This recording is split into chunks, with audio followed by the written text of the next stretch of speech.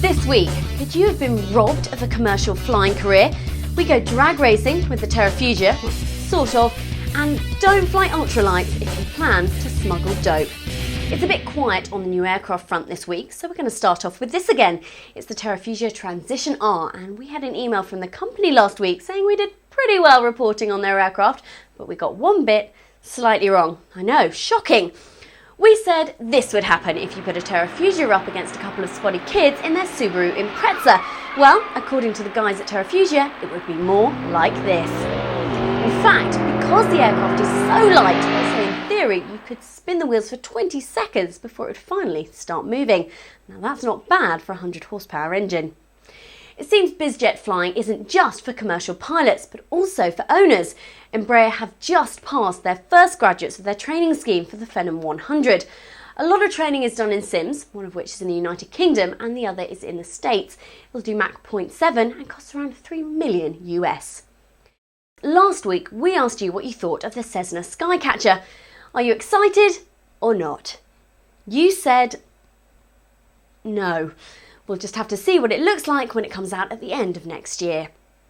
Now, how about flying one of these here? The Maldives in the Indian Ocean, crystal clear waters, beautiful beaches, not a cold, crowded international airport in sight. Well, the Maldivian air taxi service needs two new 400 series twin Otters. The new model has about 200 modifications, a range of just under 800 nautical miles and a cruise with floats of around 140 to 150 knots. In fact, as far as outback aircraft go, this is pretty good.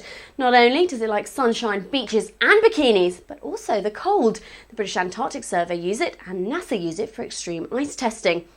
By the way, Maldivian do have a job section of their website if you're bored of sector after sector of regional flying. A quick roundup of a few stories and our tip for the week here at fullflap.tv. Don't fly ultralights with bags of dope hanging off them.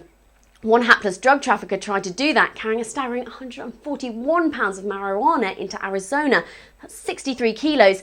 Did he check the weight and balance chart? I think not. And yes, he crashed. And welcome to another website. Michael emailed us from Belgium about his blog and how he'd embedded fullflap.tv on the site. He's got some great stories about European flying and some pretty good pictures too. Check him out at bellflyer.net. Now, could you have been robbed from a commercial flying career? It's a problem that can't be cured. If you've got it, you're almost certainly born with it. It may not stop you flying, but it could affect your whole life.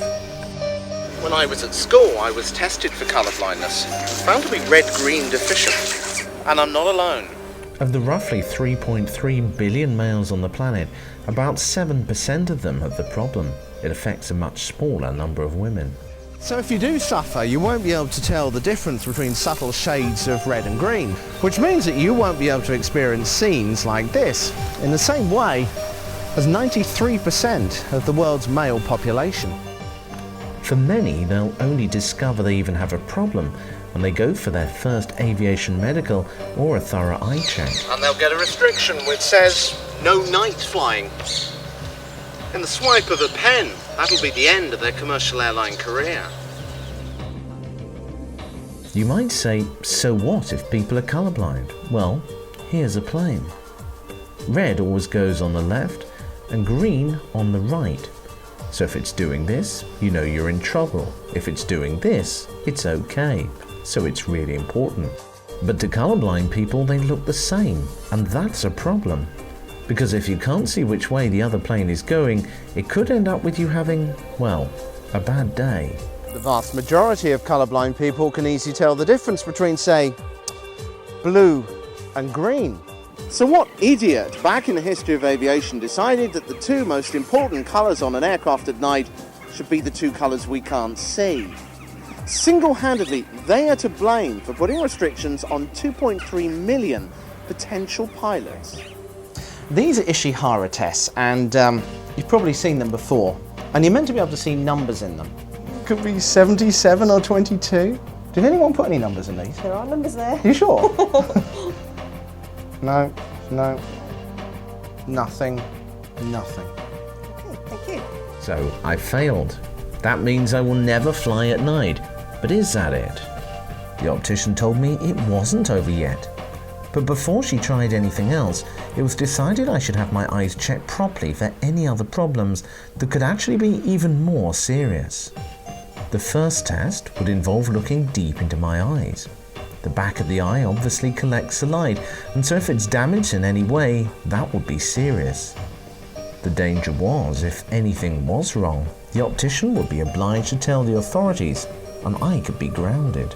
You can see there's no marks on that. It's a nice healthy glow. Right. Your optic nerve is nice and round. There's no indentations. There's no strange sort of marks on that disc. Right. And then the blood vessels that come out of it all look nice and healthy as well. They're not fine. Good, good, good. But it's not just the eye that sees, your brain sees too. If the nerves aren't sending signals properly, you can end up with tunnel vision, or as it's technically termed, bitemporal hemianopsia or something like that. Now you might expect that to look like this, but in fact it can be much less, enough not to notice normally. But it could be enough for you not to see another plane approaching from the side. And randomly on this white dome, some lights will flash up. Okay. And you'll have a little button to hold in your hand, which you're going to press every time you feel you see a light. The test works by getting you to stare ahead. When you catch sight of a dot out of the corner of your eye, you press a button. And no, you can't just continuously keep pressing the button. That doesn't work. One or two left there, that's it. Okay. Assuming that you didn't see Bella call the authorities during that test, I must have passed, as they didn't take away my license. So what about colour vision? When I was at school, as I say, I did the colour dots test and failed. I was told I would never get my dream of being an airline pilot. The problem was, the doctor who tested me either didn't know about the other test or didn't bother to tell me. Most aviation medical examiners should know that if you fail the Ishihara test, your flying career may not be over. Take all the tests. Many people fail one but pass the others, and if you do, you'll still be considered colour safe. Okay, so what do we do next? Right, so after the colour vision test, we do have another colour vision setup, which is called the lantern test. Right. But we can't do that immediately because we need to put you in a dark room and adapt you to the dark for about 10 minutes. Okay. You realise your decision could change my life. So would I pass this one? Could I have been an airline pilot all along? Over the next few moments, this could decide what I could have done when I was 16. Drop it and you just shout out the colours you see. You shout the top, like the big double set of lights. Yep. You shout the top one and then the bottom one, and then my colleague will mark them on the answer sheet. Okay. They sit you down in a dark room and then you stare at a tiny mirror. Oh yeah, I can see a tiny pinprick of light. It looks just like a reflection of it. It feels a bit like you're going into a test where you've got to get it right. That's red. That's green. You only see tiny pinpricks of light. Red at the bottom. The image here is enlarged so that you can actually see That's green. it. That's green. My eyes are starting to blur now. I know I messed up that colour test because there were lights there, there were sort of dots there, but at times I couldn't see them clearly, and then the more you look at them, they just start to blur a bit. But anyway, like I say, at the end of the day, I suppose if I can't see, I shouldn't be flying at night anyway, so it's like... The test was over. Had I Right, Richard, passed? so we've got the results of your colour vision test. You did the Ishihara first of all, and you did find that quite difficult. Unfortunately, you did actually fail on quite a few of those plates there, and you do need to pass at least 9.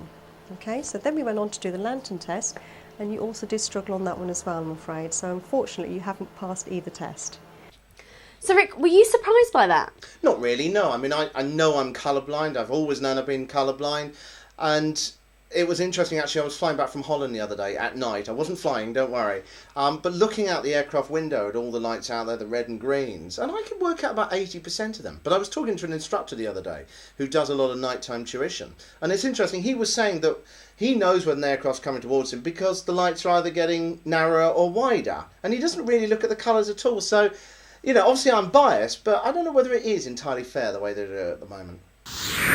If you signed up to our news updates email but haven't got it, just check your junk folder for an email from Seraph Web Resources. You need to click that link to get signed up. If you deleted it, don't worry, just go back to our website and try again. That's it for this week. I'm Vicky Farah and this is fullflap.tv Connect.